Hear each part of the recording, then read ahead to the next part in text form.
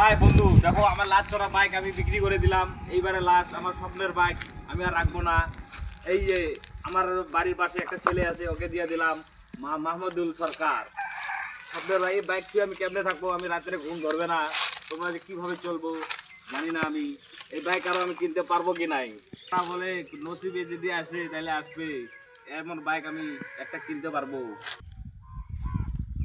হ্যাঁ বন্ধুরা, এটা বাইক তো গেল, একটা পুরোনো যদি আমি বিক্রি করে দিলাম, এটা আমার নসিবে নাই, কপালে নাই, এটা চলে গেল। এরপরে আমি একটা নতুন RS100 বাইক নিয়ে আসছি, তোমাকে সবাইকে দেখাবো, তোমরা আমার জন্য দোয়া করো। আমি একটা নতুন বাইক আসছে, ভালো বাইক নিয়ে আসবো, এটা নসিবে নাই, চলে গেছে।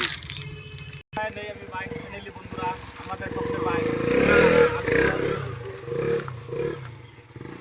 এটা বাইক আর আমার জীবনে নাই, এটা